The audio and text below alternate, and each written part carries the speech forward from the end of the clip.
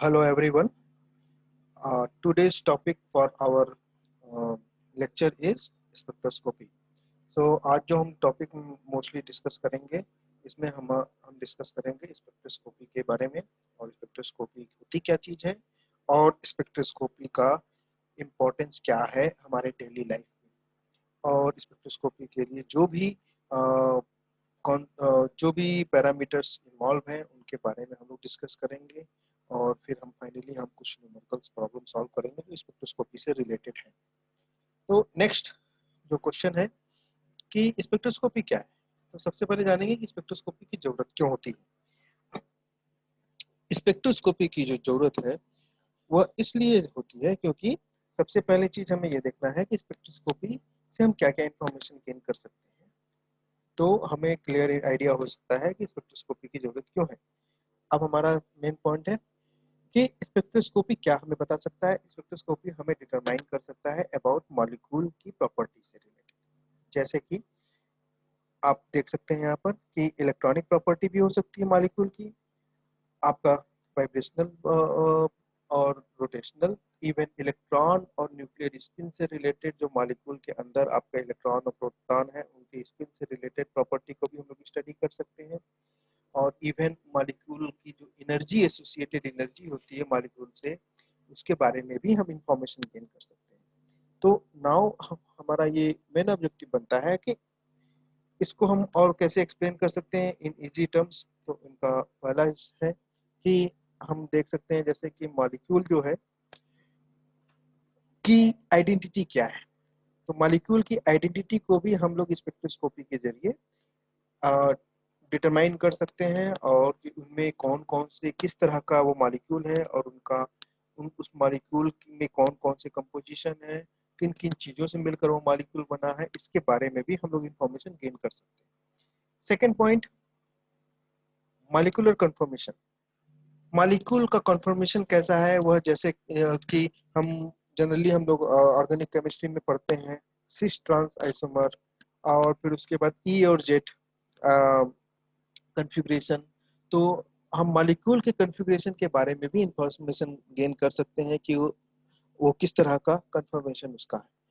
Geometry के बारे में कि मॉलिक्यूलर ज्योमेट्री क्या है उसके बारे में भी इंफॉर्मेशन गेन कर सकते हैं। एट द सेम टाइम हम ये भी बता सकते हैं कि मॉलिक्यूल का साइज क्या हो सकता है डिपेंडिंग ऑन स्पेक्ट्रोस्कोपी। तो ये इन दो पॉइंट्स के अलावा हम मॉलिक्यूल के रिएक्शन से रिलेटेड भी कि मॉलिक्यूल जब किसी एक रिएक्शन में पार्टिसिपेट करता है तो उस रिएक्शन के केमिकल इक्विलिब्रियम के बारे में भी हम इंफॉर्मेशन गेन कर सकते हैं। एट द सेम टाइम उस केमिकल इक्विलिब्रियम का क्या इफेक्ट है, पे क्या इफेक्ट होता है लिक्विड, जो हम जिस लिक्विड में उस एक रिएक्शन को कैरी आउट करा रहे हैं या उनके सराउंडिंग मॉलिक्यूल के सराउंडिंग इंफॉर्मेशन से क्या इफेक्ट हो सकता है मॉलिक्यूलर सिस्टम में, उसके बारे में भी हम स्टडी कर सकते हैं। तो जनरली हम जैसा कि हमने अभी देखा कि मॉलिक्यूल के आइडेंटिटी के बारे में इंफॉर्मेशन गेन कर सकते हैं, एट द सेम टाइम हम उनके कन्फर्म मॉलिक्यूलर कन्फर्मेशन ज्योमेट्री और साइज के बारे में भी इंफॉर्मेशन गेन कर सकते हैं। हम यहाँ तक कि रिएक्शन अकर कर रहा है तो उस रिएक्शन अकर करने की वजह से जो एक रिएक्शन इक्विलिब्रियम एग्जिस्ट करता है तो उसके बारे में भी इंफॉर्मेशन गेन कर सकते हैं और उस केमिकल इक्विलिब्रियम कंडीशन में क्या इफेक्ट होता है सराउंडिंग मीडियम का या सराउंडिंग लिक्विड का, उसके बारे में भी इंफॉर्मेशन गेन कर सकते हैं। क्योंकि लिक्विड की प्रॉपर्टी के बेसिस पे हमारा इक्विलिब्रियम प्रॉपर्टी चेंज हो सकता है, इक्विलिब्रियम चेंज हो सकता है, उसका इक्विलिब्रियम पैरामीटर्स चेंज हो सकते हैं, तो उसकी भी स्टडी हम स्पेक्ट्रोस्कोपी के जरिए कर सकते हैं। अब इसके अलावा और कौन सी इंफॉर्मेशन गेन कर सकते हैं, तो वो इंफॉर्मेशन है आपका डायनेमिक्स। डायनेमिक्स से क्या मतलब है? डायनेमिक्स का मतलब होता है टाइम के हिसाब से टाइम के साथ साथ कैसे कोई कोई भी चीज इवॉल्व हो रही है। तो हम इवोल्यूशन ऑफ पर्टिकुलर फिनोमेना को हम स्टडी कर सकते हैं स्पेक्ट्रोस्कोपी के जरिए भी, जिसमें इंक्लूड होता है क्या क्या। पहला है rate of chemical reaction, interchange among different molecular confirmation, जैसे मैंने अभी पहले भी बताया था कंफर्मेशन के बारे में इंफॉर्मेशन गेन कर सकते हैं। तो हमारा एक कंफर्मेशन से अगर दूसरे कंफर्मेशन में हमारा सिस्टम जा रहा है जैसे कि सिस और ट्रांस, तो हम वहाँ पे सिस से ट्रांस में कैसे वह सिस्टम इवॉल्व हो रहा है उसके बारे में भी इंफॉर्मेशन दिखा बता सकते हैं। इवन हम मॉलिक्यूलर रिलैक्सेशन, जो मॉलिक्यूल की एक्साइटेशन स्टेट्स, एक हाईली एक एक्साइटेड स्टेट मॉलिक्यूलर सिस्टम है, तो उसको वह कैसे ग्राउंड स्टेट में वह आपका रिलैक्स हो रहा है या ग्राउंड स्टेट में आपका मॉलिक्यूल आ रहा है, उसके बारे में भी इंफॉर्मेशन गेन कर सकते हैं। इवन हम जो डेली लाइफ में फोटोसिंथेटिक प्रोसेस प्लांट्स में या किसी भी मीडियम में होते हैं, तो उसको उसमें जो एनर्जी ट्रांसफर प्रोसेस है उसको भी हम लोग स्टडी कर सकते हैं using spectroscopic method. And protein folding another one, जो कि एक प्रोटीन फोल्डिंग डायनेमिक्स के टर्म में हम लोग स्पेक्ट्रोस्कोपी यूज करके हम लोग वहां पर स्टडी कर सकते हैं, जो जनरली इजी प्रोसेस नहीं है, जिसको स्टडी करने के लिए हमें स्पेक्ट्रोस्कोपी की रिक्वायरमेंट होती है। तो ये आपके डायनेमिक्स जो है आपका मोस्टली किसी भी तरह का डायनेमिक्स एसोसिएटेड विद जहां पर एनर्जी का ट्रांसफर हो या इलेक्ट्रॉन का ट्रांसफर हो, तो उन सब प्रोसेस को हम लोग इजिली ऑब्जर्व कर सकते हैं थ्रू डायनेमिक्स। तो अब हमारा बात आता है कि ये ऑब्जर्व कर सकते हैं, तो हमारा डायनेमिक प्रोसेस को ऑब्जर्व करने के लिए क्या क्या करना हो, मतलब किस तरह के प्रोसेस है जिनको हम ऑब्जर्व कर सकते हैं। तो वो यहाँ पर हम देख सकते हैं इस चार्ट में। इसमें हम क्लियरली देख सकते हैं कि सबसे पहले हम देख सकते हैं, जैसे मॉलिक्यूलर डायनेमिक्स की बात की तो मॉलिक्यूलर डायनेमिक्स क्या होता है, डायनेमिक्स की बात की थी तो वहाँ पर हमने मॉलिक्यूलर डायनेमिक्स हम देखें क्योंकि मॉलिक्यूल की स्टडी कर रहे हैं। तो मॉलिक्यूलर डायनेमिक्स किस रेंज में होता है, वो आपका 10⁻⁻6 से 10⁻⁻15 के रेंज का होता है। तो हम इस रेंज के डायनेमिक्स, जो मॉलिक्यूल के अंदर जो डायनेमिक्स अकर कर रही है उसको ऑब्जर्व कर सकते हैं। वहीं पर फ्लूरेसेंस देखा जाए, फ्लूरेसेंस हुआ, फ्लूरेसेंस मतलब कि इमिशन, मॉलिक्यूल से इमिशन अगर हो रहा है तो उसको हम फ्लूरेसेंस करते हैं, जो हमारा 10⁻⁻15 ऑर्डर से लेकर के 10⁻⁻0 ऑर्डर तक का हो सकता है। इवन सेकेंड्स, फ्यू सेकेंड्स के ऑर्डर के आपके इमिशन हो सकते हैं, जिसमें फ्लोरेसेंस आपका आता है, फास्फोरेसेंस आता है, फोटोल्यूमिनेसेंस आता है, जिसको हम डिटेक्ट कर सकते हैं। और उनका डायनेमिक्स होता है वह आपका 10⁻12 टू 10⁻10⁻0 ऑर्डर का होता है। अब रमन स्पेक्ट्रोस्कोपी हुआ, आईआर स्पेक्ट्रोस्कोपी हुआ, एक्सरे डिफ्रैक्शन स्पेक्ट्रोस्कोपी हुआ, इन सब में भी हम लोग जनरली ये जो टाइम स्केल इन्वॉल्व होता है इन इन स्टडीज में, वो आपका 10⁻12 टू 10⁻0 ऑर्डर का होता है। तो अब हम यहाँ पे बात करेंगे कि कुछ टाइम स्केल इतने शॉर्ट होते हैं, जैसे कि 10⁻18 टू 10⁻15, जो मोस्टली इलेक्ट्रॉन मोशन को एटम के अंदर या मॉलिक्यूल के अंदर जो इलेक्ट्रॉन का मोशन होता है उसको हम लोग कैप्चर कर सकते हैं, उसके डायनेमिक्स को भी कैप्चर किया जा सकता है। तो सिमिलरली अ बॉन्ड वाइब्रेशन क्या है, बॉन्ड वाइब्रेशन का मतलब है कि वह बॉन्ड जब भी हमारा मॉलिक्यूल बनता है वह मोर देन वन एटम से बनता है। तो जब दो एटम इन्वॉल्व होते हैं तो उनके बीच में एक डिस्टेंस है, जो एक्चुअली बॉन्ड के बीच में वाइब्रेशन क्रिएट कर सकता है। जो वाइब्रेशन क्रिएट होता है किसी भी तरह से डिस्टरबेंस हो या मॉलिक्यूल एज आपका एग्जिस्ट है कर रहा है, तो उसके अंदर एक वाइब्रेशन है। वो वाइब्रेशन आपका किस वाइब्रेशन है, तो मतलब कि वाइब्रेशन के डिफरेंट डिफरेंट मोड्स भी हो सकते हैं। तो एक मोड से दूसरे मोड में वाइब्रेशन हो रहा है अगर, तो वाइब्रेशन है, तो उन दोनों मोड के बीच में ट्रांजिशन अगर है या वाइब्रेशनल ट्रांजिशन अगर कर रहा है, तो उसकी डायनेमिक्स को हम लोग यहाँ पर स्टडी कर सकते हैं, जो कि आपका 10⁻15 टू 10⁻12 ऑर्डर का होता है। और अब हमारा जो रिलैक्स न्यूक्लियर मैग्नेटिक रेजोनेंस से रिलेटेड है, जो न्यूक्लियस आपका है मॉलिक्यूल के अंदर, उसका भी अपना एक रिलैक्सेशन प्रोसेस होता है। जब एक्साइट होता है तो वह उसको हम लोग generally NMR nuclear magnetic resonance process से हम लोग ऑब्जर्व करते हैं। अब वो टाइम स्केल आपका 10⁻12 से -10⁻12 सेकेंड्स टू आपका सेकेंड्स के ऑर्डर का हो सकता है। तो अब इस पूरे चार्ट से हम ये क्लियरली देख सकते हैं कि जो भी प्रोसेस अकर कर रही है वह आपका अकर होता है 10⁻0 से 10⁻18 के बीच में, आपका डिफरेंट डिफरेंट डायनेमिक प्रोसेस अकर करते हैं। तो इसमें हम ये समझ सकते हैं कि ये टाइम स्केल हमें पर्टिकुलरली इन्वॉल्व होंगे, इनको इस टाइम स्केल पे हमें जाना पड़ेगा उसको ऑब्जर्व करने के लिए। जैसे माइक्रो सेकेंड टाइम स्केल हमें चाहिए आपको, अगर molecular dynamics in the micro scale time scale हो रहा है। अगर हमें एक्स अल्ट्रा वायलेट स्पेक्ट्रोस्कोपी कर रहे हैं तो कुछ मॉलिक्यूल के अंदर ये हो सकता है वो पिको सेकेंड टाइम स्केल में हो, तो हमें पिको सेकेंड टाइम स्केल चाहिए। तो ये different different time scale exist करते हैं। जैसे इलेक्ट्रॉनिक मोशन हो रहा है इन एटम और मॉलिक्यूल, तो हमें इलेक्ट्रॉन टाइम स्केल हमें 10⁻⁸ इंटू 10⁻15 चाहिए। तो अब यही इन्हीं चीजों को क्या हम जनरली अपने बेयर आईज से या जनरली हम विदाउट एनी अदर मीन्स हम लोग ऑब्जर्व कर सकते हैं? आंसर है नहीं। क्यों नहीं कर सकते? क्योंकि जो हमारा ह्यूमन आई होता है वह उसका जो टाइम रिस्पॉन्स टाइम होता है वह जनरली 250 मिली सेकेंड का होता है। Average human response time, I response time. और हम जानते हैं कि जो 250 मिली सेकेंड है वह आपका बहुत ही कम है, अगर बहुत ज्यादा है response time as compare to the molecular dynamics. तो हमें उसको स्टडी करने के लिए हमें उससे ह्यूमन जो हम अपनी आंखों से नहीं देख सकते, तो उसके लिए हमें कुछ ऐसा टूल चाहिए जो हमें ये इंफॉर्मेशन दे सके कि जैसे कि 10⁻⁻15 सेकेंड के ऑर्डर का या 10⁻12 सेकेंड के ऑर्डर का या 10⁻9 सेकेंड के ऑर्डर का इंफॉर्मेशन गेन कर सके। तो इस पर्पज से हमारा स्पेक्ट्रोस्कोपी एक बहुत ही इंपॉर्टेंट टूल होता है जिसके जरिए हम ये स्टडी कर सकते हैं। और क्योंकि यहाँ पर टाइम इन्वॉल्वमेंट होता है, इसलिए हम लोग जो भी स्पेक्ट्रोस्कोपी करते हैं वो हम जनरली करते हैं लाइट सोर्स के जरिए, जो कि पल्स होती है। पल्स होती है मतलब कुछ समय के लिए वो लाइट सोर्स ऑन होगी, कुछ समय के बाद वो लाइट सोर्स ऑफ होगी, जिसकी वजह से हमें एक टाइम वेरिएंट मिल जाता है। वह टाइम वेरिएंट हमारा हेल्प करता है जनरली डायनेमिक्स को स्टडी करने में। तो इसलिए हमारा जो जो भी हम हमारा चाहे मॉलिक्यूलर कंफर्मेशन मेजरमेंट हो या मॉलिक्यूल के आइडेंटिटी को ऑब्जर्व कर आइडेंटिटी डिटरमाइन करना हो या डायनेमिक्स से रिलेटेड कोई भी इंफॉर्मेशन गेन करनी हो, तो वो हम स्पेक्ट्रोस्कोपी के जरिए अचीव कर सकते हैं। और इसलिए हमारा स्पेक्ट्रोस्कोपी बहुत ज़्यादा इंपॉर्टेंट है।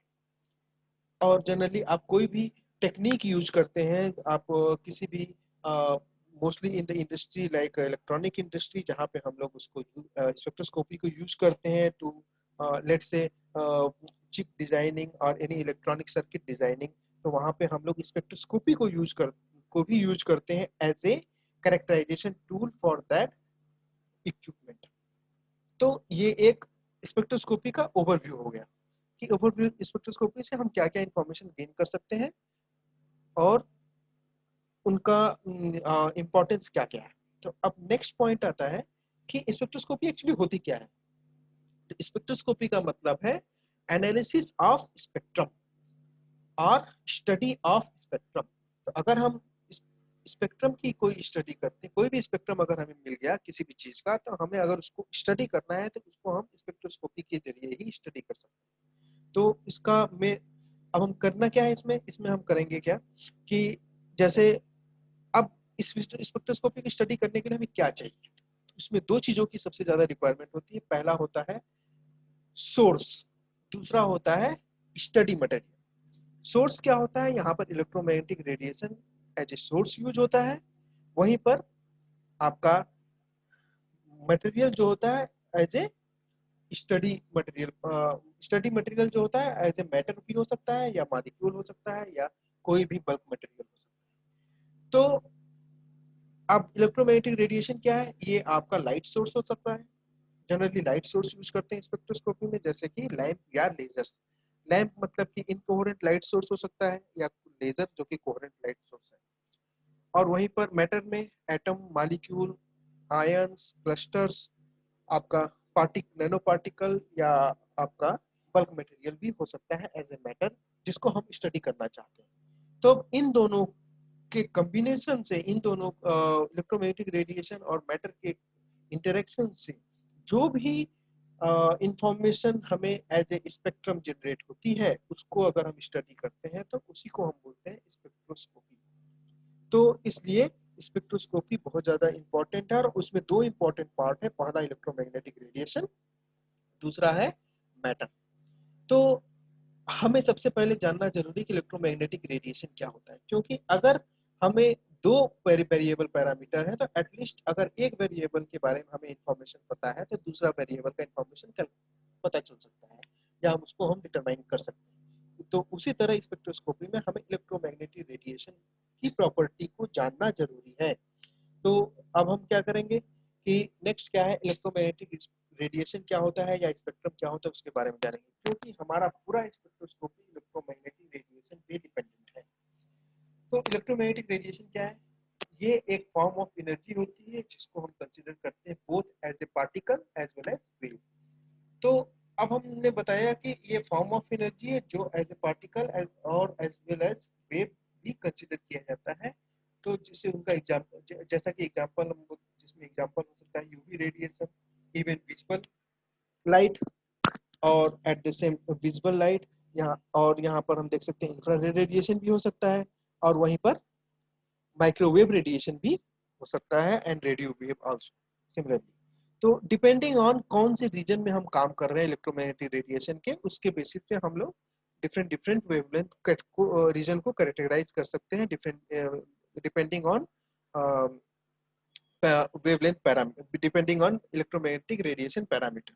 तो इलेक्ट्रोमैग्नेटिक रेडिएशन जैसा कि आप लोगों ने फिजिक्स में पढ़ा भी होगा कि ये कंसिस्ट ऑफ दो two fields, one electric field and other is magnetic field.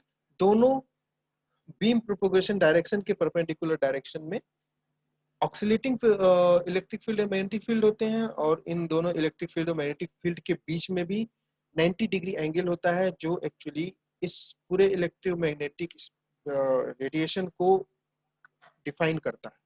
तो बीम प्रोपगेशन डायरेक्शन अगर हम जेड एक्सिस माने, तो हमारा जो मैग्नेटिक फील्ड और इलेक्ट्रिक फील्ड डायरेक्शन होगा वह एक्स और वाई होगा रिस्पेक्टिवली। तो ये है complete description of electromagnetic radiation. अब यहाँ पे हमें एक चीज जानने की जरूरत है कि इलेक्ट्रोमैग्नेटिक रेडिएशन में हमारा डिफरेंट डिफरेंट रीजन क्यों है। क्योंकि हम जानते हैं कि इलेक्ट्रोमैग्नेटिक रेडिएशन जो होता है आपका composed of many type of radiations. उसमें आपका फ्रीक्वेंसी जो है आपका बड़ी फ्रीक्वेंसी से लेकर छोटी फ्रीक्वेंसी तक के रेडिएशन एग्जिस्ट करते हैं, जैसे कि रेडियो वेव। रेडियो वेव की फ्रीक्वेंसी बहुत ही कम होती है क्योंकि इनका वेवलेंथ ज्यादा होता है। वहीं पर अगर गामा रे की बात करें तो उसकी फ्रीक्वेंसी बहुत ज्यादा होती है, लेकिन वेवलेंथ कम होता है। और उसके बीच में हम देखें तो रेडियो वेव से बड़ा फ्रीक्वेंसी जो जो वेवलेंथ फ्रीक्वेंसी होती है, ज्यादा फ्रीक्वेंसी तो वो माइक्रोवेव की होती है। माइक्रोवेव से ग्रेटर फ्रीक्वेंसी आपकी इंफ्रारेड रीजन में होती है। इंफ्रारेड से ग्रेटर फ्रीक्वेंसी आपकी विजिबल रीजन होती है, जो 700 नैनोमीटर से लेकर के 400 नैनोमीटर तक होता है। वहीं पे अल्ट्रावायलेट की फ्रीक्वेंसी आपकी आपका 400 टू 10 नैनोमीटर, और x ray 10 to 0.01 nanometre, and gamma even below 0.01 nanometre. तो ये आपका रेडिएशन का डिफरेंट कैरेक्टराइजेशन है, डिफरेंट डिफरेंट फ्रीक्वेंसी रीजन है, और इनके बेसिस पर डिफरेंट डिफरेंट फ्रीक्वेंसी रीजन के बेसिस पे डिफरेंट डिफरेंट स्पेक्ट्रोस्कोपी भी होती है, जो कि इन स्पेक्ट्रोस्कोपी जिनको हम जनरली डिफरेंट डिफरेंट फॉर्म में, जैसे इंफ्रारेड को हम इंफ्रारेड के जरिए अगर हम कोई भी रेडिएशन के जरिए कोई भी हम स्पेक्ट्रोस्कोपी की स्टडी करते हैं तो उसको बोलते हैं इंफ्रारेड स्पेक्ट्रोस्कोपी। वहीं पर माइक्रोवेव के रेडिएशन के जरिए जब भी हम कोई स्टडी करेंगे, स्पेक्ट्रम स्टडी, तो उसको हम बोलेंगे माइक्रोवेव रेडिएशन। वहीं पर रेडियो वेव के केस में जैसे एनएमआर, अल्ट्रावायलेट स्पेक्ट्रोस्कोपी जिसको हम इलेक्ट्रॉनिक स्पेक्ट्रोस्कोपी बोलते हैं, वहीं पर विजिबल भी आपका इलेक्ट्रॉनिक स्पेक्ट्रोस्कोपी में आता है, जबकि एक्सरे आपका इवन एक्सरे स्पेक्ट्रोस्कोपी में काउंट होता है, एंड सो ऑन। तो अब हम ये जानते हैं कि जैसे जैसे हमारा वेवलेंथ डिक्रीज कर रहा है, वैसे वैसे हम देखते हैं कि हमारा एनर्जी इंक्रीज कर रही है। तो एनर्जी और वेवलेंथ में जो रिलेशन है वो इनवर्सली प्रोपोर्शनल होता है। तो आपका इलेक्ट्रोमैग्नेटिक रेडिएशन ये बताता है कि आपका जो रेडिएशन है वो उसमें उसकी फ्रीक्वेंसी क्या है, उसका वेवलेंथ क्या होगा, और वह किस रीजन में फॉल करेगा, कि उसके डिपेंडिंग हम वह उस तरह की स्पेक्ट्रोस्कोपी कर सकते हैं।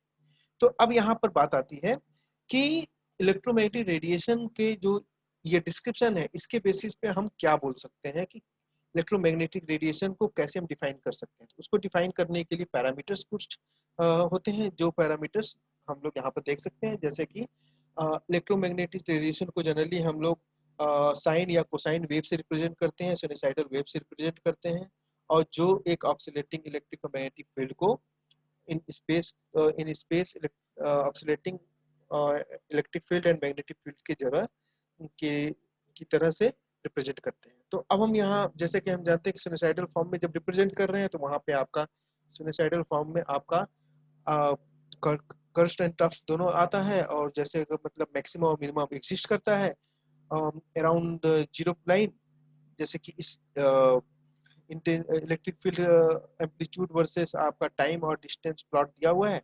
तो हम क्लियरली यहाँ पर देख सकते हैं कि एक one peak to another peak, consecutive to peak के बीच का जो डिफरेंस होता है उसको वेवलेंथ बोलते हैं। और वहीं पर जो पीक इंटेंसिटी होती है, जो आपका वेव की जो हाइट होती है, उसको हम लोग एम्पलीट्यूड से रिप्रेजेंट करते हैं।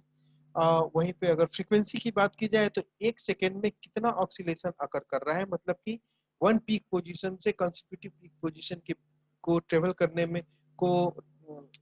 ट्रेवल करने में कितना टाइम लग रहा है, उसको हम लोग बोलते हैं, एक्चुअली फ्रीक्वेंसी के टर्म में रिप्रेजेंट करते हैं, जो सेंटीमीटर इनवर्स में रिप्रेजेंट किया जाता है।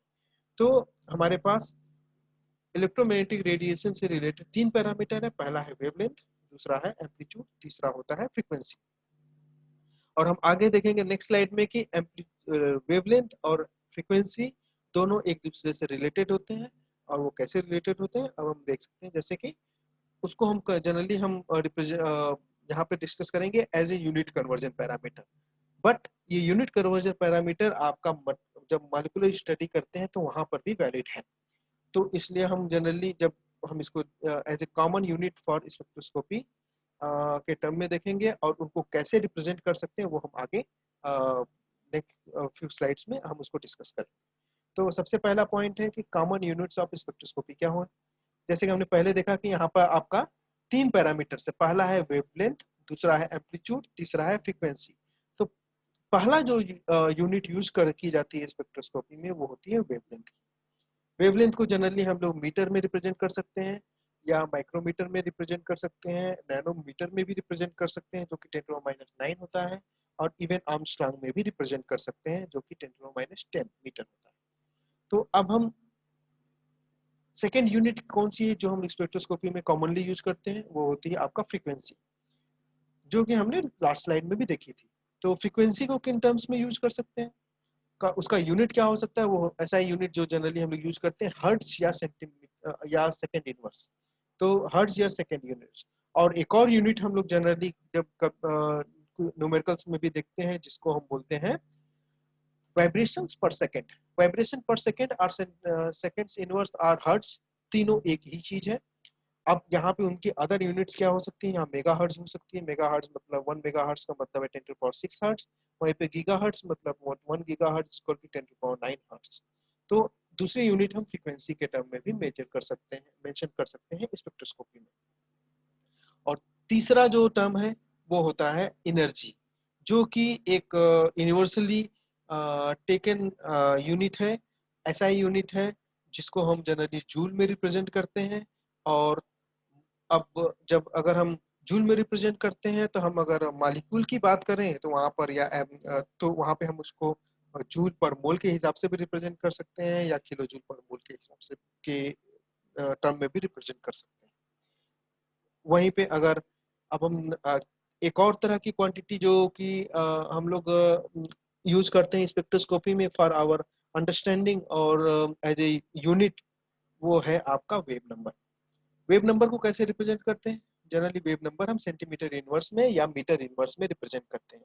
कॉमनली जो सेंटीमीटर इनवर्स या यूनिवर्सली टेकन यूनिट है वो सेंटीमीटर इनवर्स फॉर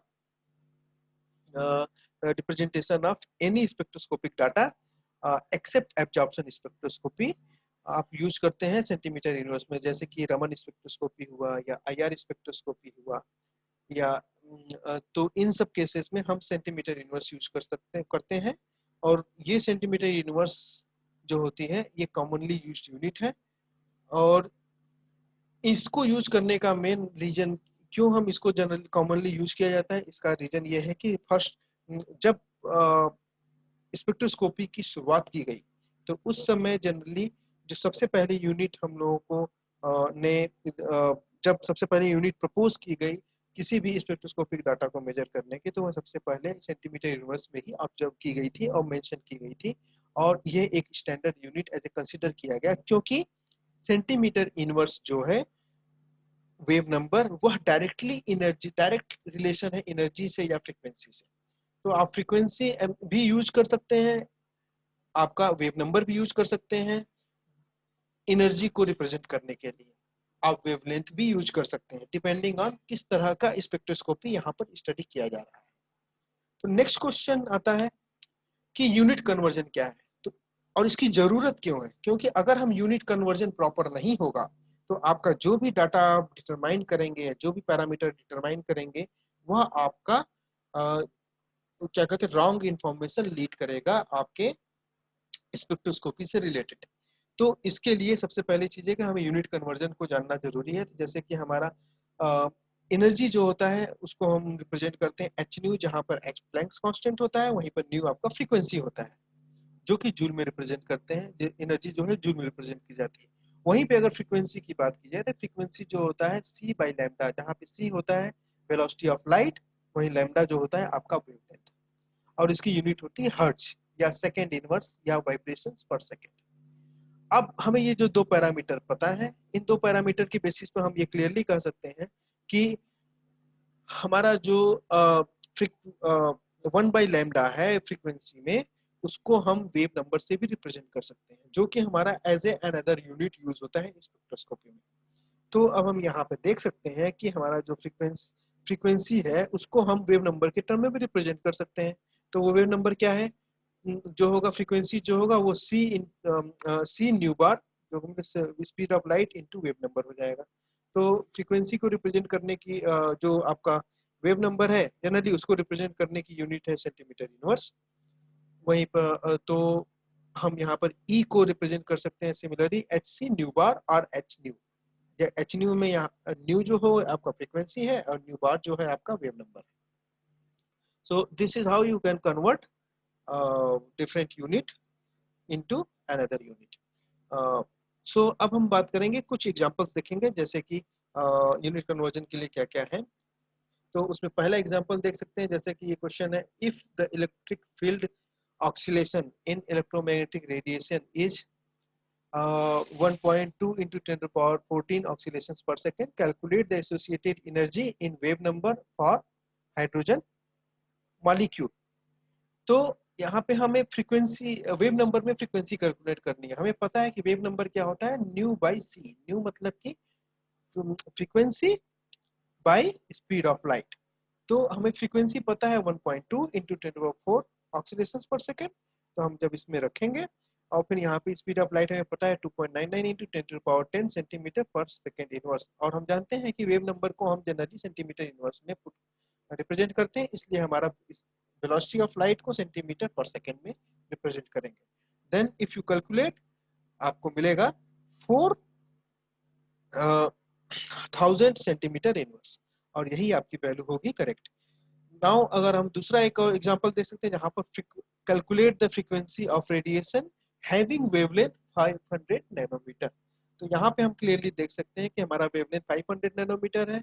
इसको हम मीटर में कन्वर्ट करेंगे तो 500 इंटू 10⁻9 मीटर और 500 इंटू 10⁻−7 सेंटीमीटर। तो अब हम करस्पॉन्डिंगली हम अगर फ्रीक्वेंसी कैलकुलेट करना है तो सी बाई लैम्डा होता है। देन हम जब हम फ्रीक्वेंसी सी बाई लैम्डा करेंगे तो लैम्डा को अगर सेंटीमीटर इनवर्स में पुट कर रहे हैं, देन हमें यूज करना होगा 500 into 10⁻−7 centimetre. And then if you calculate आपकी जो वैल्यू आएगी 6 इंटू 10⁻6 हर्ट्ज। तो ये बता रही है कि हमारा 500 नैनोमीटर वेवलेंथ जो है वो करस्पॉन्ड्स करता है 6 इंटू 10⁻16 हर्ट्ज को। तो ये हो गया आपका यूनिट कन्वर्जन, एक यूनिट से दूसरे यूनिट में कन्वर्जन करना, या मतलब कि एक पैरामीटर अगर आपका इलेक्ट्रोमैग्नेटिक रेडिएशन का दिया हुआ है तो उसके दूसरे यूनिट में उसको कैसे रिप्रेजेंट करेंगे, उसको हम इजीली यहाँ पर कैलकुलेट कर सकते हैं। तो ये तो हो गया यूनिट कन्वर्जन। अब हम बात करेंगे कि लाइट से रिलेटेड और भी इंफॉर्मेशन जो हमें गैदर करनी होती है, जिसके बारे में हमें इंफॉर्मेशन गेन करनी होती है, वो क्या क्या है। तो वो है पहला कि जैसे हम कंसिडर किए विजुअल रीजन। विजुअल रीजन क्या होता है? विजुअल रीजन उसको बोलते हैं जो कि हमारा 400 नैनोमीटर से 700 नैनोमीटर के रेंज को विजुअल रीजन, या 800 नैनोमीटर के रीजन को विजुअल रीजन कंसिडर करते हैं। तो आप ये जानते हैं कि विजुअल रीजन में को जनरली हम लोग विबग्योर से भी जानते हैं। विबग्योर का मतलब है violet, indigo, blue, green, yellow, orange and red. अब जैसे जैसे आप रेड की तरफ जाएंगे, वायलेट टू रेड, आपका वेवलेंथ बढ़ता जाता है और आपकी एनर्जी घटती जाती है।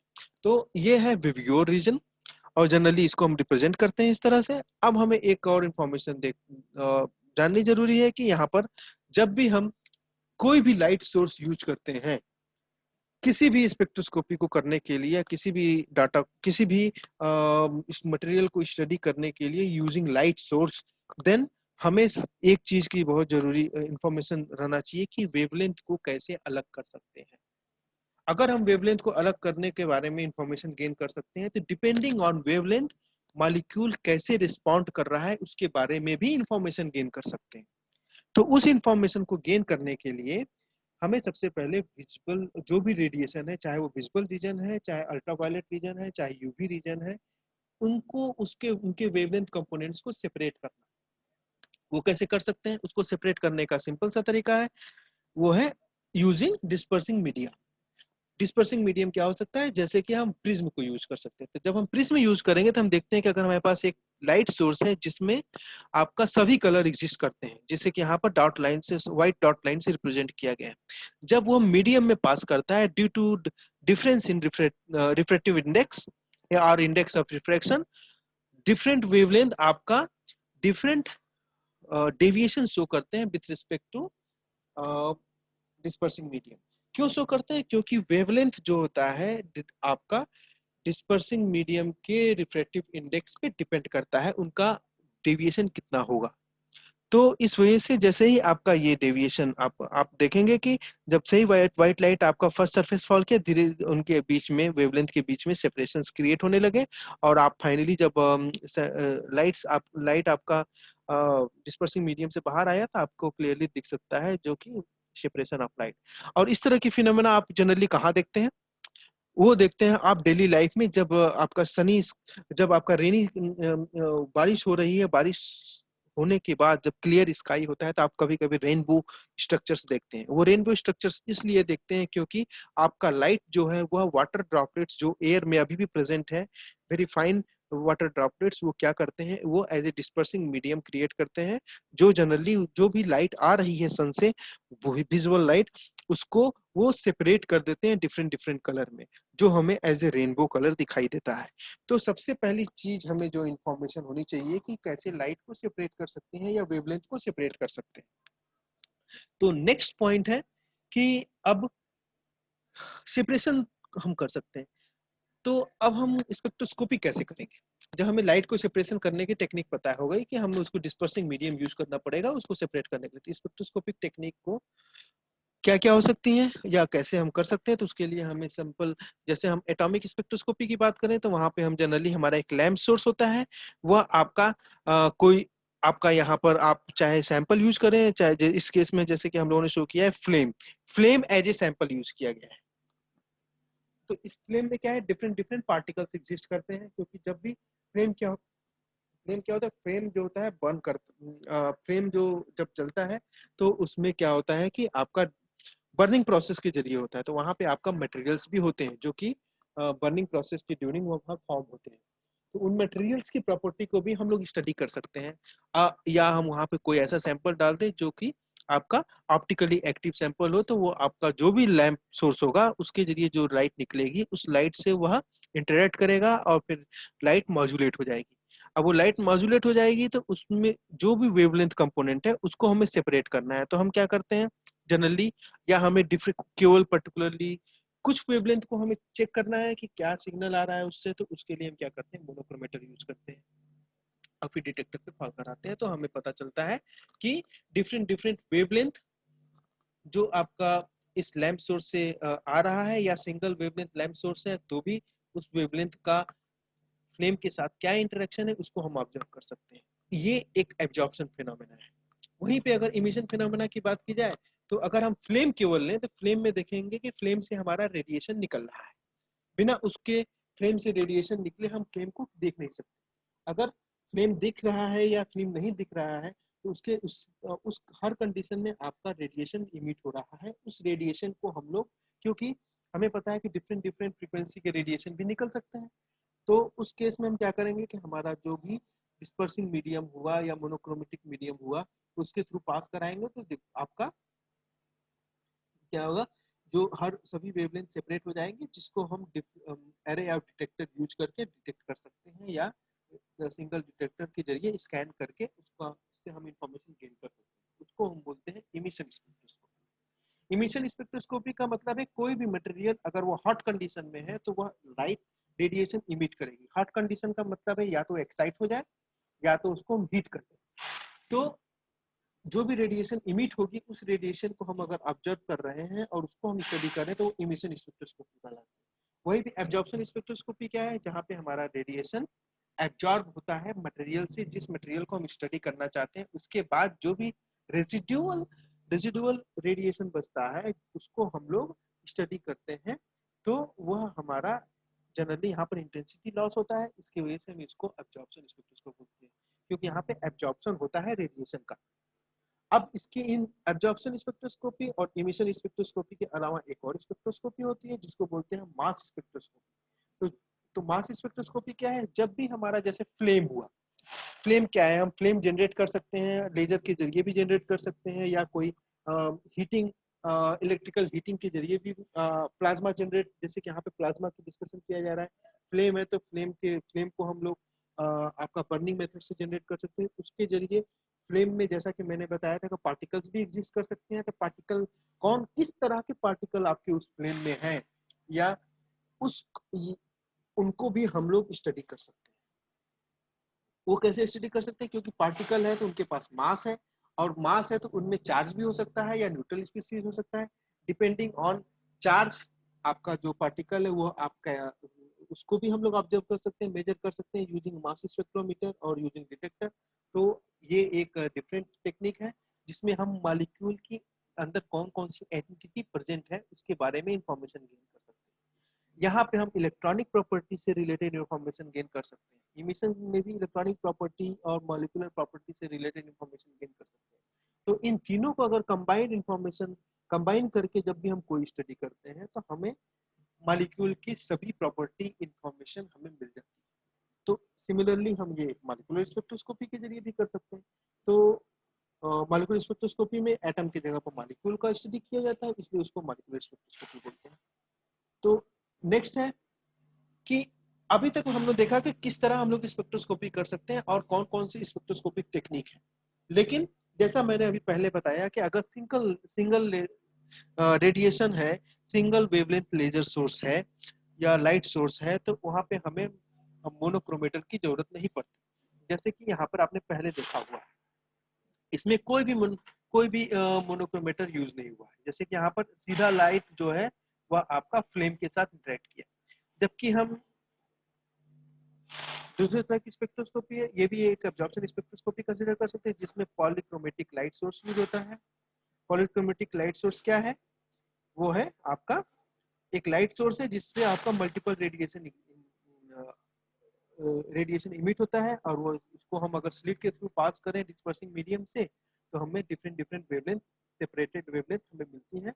और वेवलेंथ के सिलेक्शन के बेसिस पे जब भी हम कोई सैंपल का इंटरेक्शन को स्टडी करते हैं यूजिंग डिटेक्टर, तो हम वहां पर हमें डिपेंडिंग ऑन वेवलेंथ हम इंफॉर्मेशन गेन कर सकते हैं कि हमारा सैंपल कैसे इंटरेक्ट कर रहा है। तो आप पॉलीक्रोमेटिक लाइट सोर्स के लिए हमें मोनोक्रोमेटर की जरूरत पड़ती है, जो कॉम्बिनेशन होता है स्लिट्स एंड डिस्पर्सिंग मीडियम का, और जिसकी वजह से हम वेवलेंथ को सेलेक्ट कर सकते हैं और उसके बेसिस पे हम वेरिएबल वेवलेंथ का इंफॉर्मेशन गेन कर सकते हैं सैंपल के साथ इंटरेक्शन में।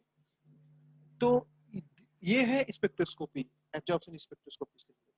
नाउ क्वेश्चन ये आता है कि अब डिफरेंट टाइप ऑफ इंटरेक्शन क्या होते हैं। स्पेक्ट्रोस्कोपी तो हमें पता चल गई कि ये एक्चुअली कितने तरह से की जा सकती है, लेकिन लाइट मैटर इंटरेक्शन में क्या क्या प्रोसेस होते हैं उसके बारे में हमें पता करना है। तो सबसे पहले हम जान सकते हैं कि absorption phenomena, emission phenomena, reflection, refraction, diffraction और स्कैटरिंग, ये और 6 तरह की प्रोसेसेस जनरली अकर करती हैं। तो हम क्लियरली यहाँ पे देख सकते हैं, जैसे अगर कोई पार्टिकल है वो आपका रेडिएशन एब्जॉर्ब कर रहा है तो वो आपका एब्जॉर्प्शन प्रोसेस हो गया। वहीं पर स्कैटरिंग में जब भी कोई रेडिएशन आपका लाइट को रिफ्लेक्ट कर दे डिफरेंट एंगल पर, तो उसको हम स्कैटरिंग फिनोमेना बोलते हैं। वहीं पर डिफ्रैक्शन क्या है कि आपका रेडिएशन को बेंड कर देता है तो उसको हम डिफ्रैक्शन बाय कॉर्नर, मतलब कि एज ऑफ द मॉलिक्यूल से डिफ्रैक्शन अकर करता है, जो बेंडिंग ऑफ लाइट कहलाती है। रिफ्लेक्शन का मतलब है कि जब भी लाइट इंसिडेंट होती है at an angle on the surface, तो हम जनरली देखते हैं कि हमें light back reflection back light मिलती है एट डिफरेंट एंगल। तो वहां पर हम क्लियरली मेंशन कर सकते हैं ये रिफ्लेक्शन फिनोमेना है, और जो आपका लॉ ऑफ रिफ्लेक्शन फॉलो करता है, मतलब कि जिस according to the normal, normal के अकॉर्डिंग अगर एट एंगल पे अगर आपका रिफ्लेक्शन लाइट इंसिडेंट हो रही है, तो जो आपका रिफ्लेक्टेड लाइट होगा वो उसका जो नॉर्मल के साथ एंगल होगा वो सेम होगा, but at the other side.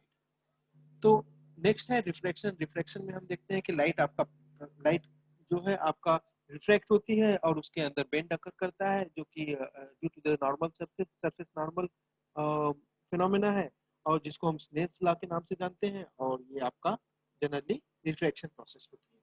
और ये सभी प्रोसेसेस साइमल्टेनियसली अकर करती हैं किसी भी मटेरियल का लाइट के साथ इंटरेक्शन में। और अब इन सब प्रोसेस की वजह से जो जब हमारा इंटरेक्शन होता है, तो हमें जो लाइट हमें दूसरी साइड, जो जिस साइड से लाइट आ रही है उसके सैंपल के दूसरे साइड में अगर हम लाइट को ऑब्जर्व करें, देखें, ट्रांसमिशन को देखें, तो ट्रांसमिशन लाइट को हम बोलते हैं ट्रांसमिशन। जो लाइट हमें दूसरे साइड में मिलती है after the interaction of the sample, तो हम उसको ट्रांसमिशन से मेंशन करते हैं।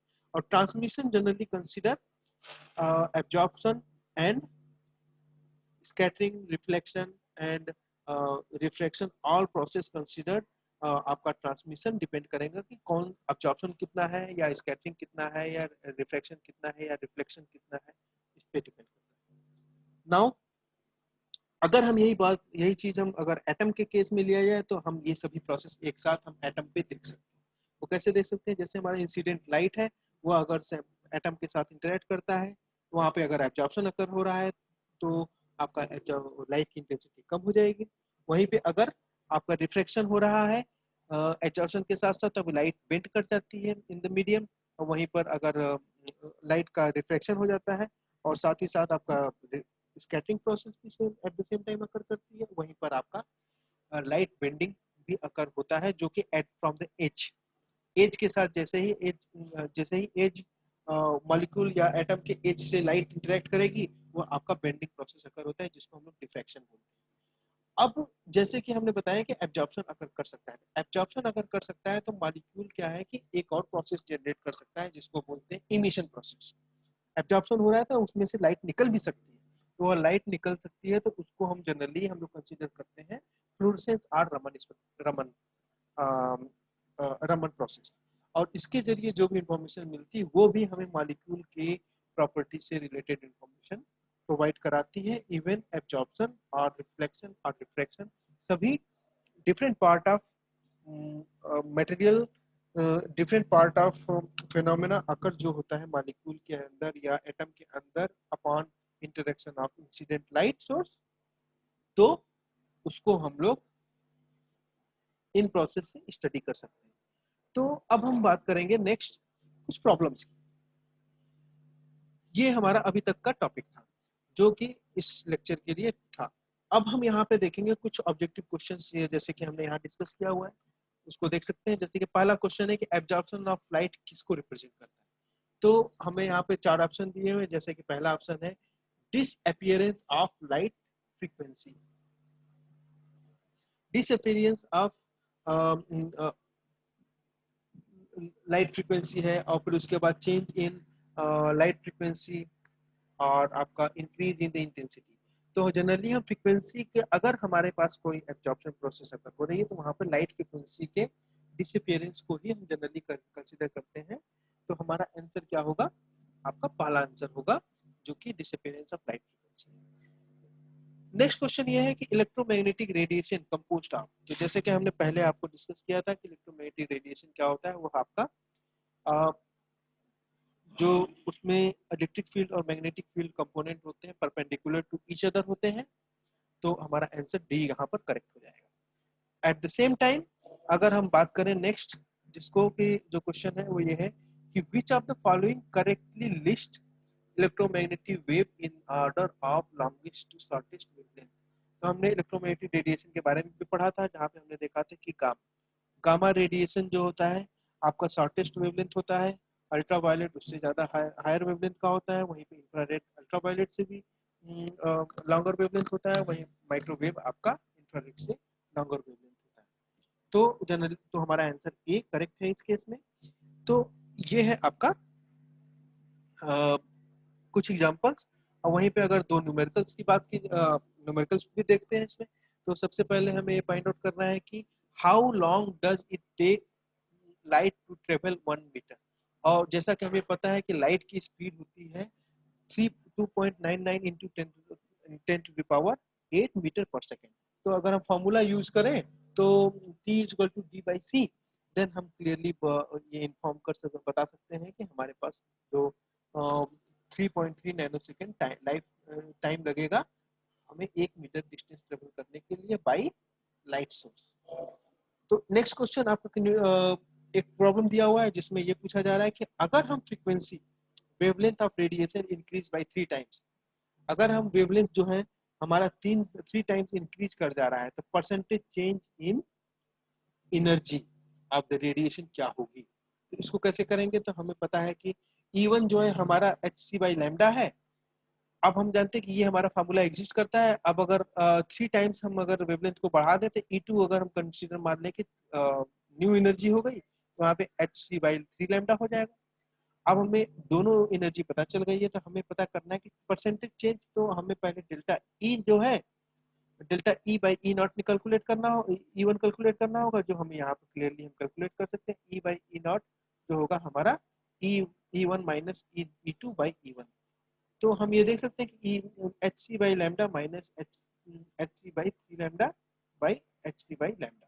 तो अब इसको फाइनली कैलकुलेट करेंगे तो पाएंगे कि हमारा परसेंटेज चेंज जो चेंज होगा वो होगा 0.6 परसेंटेज चेंज जो आएगा हमारा आएगा वो 0.666% आएगा। और तो हमारा परसेंटेज क्या 100 से मल्टीप्लाई कर दिया तो हमें मिलेगा 66.6%।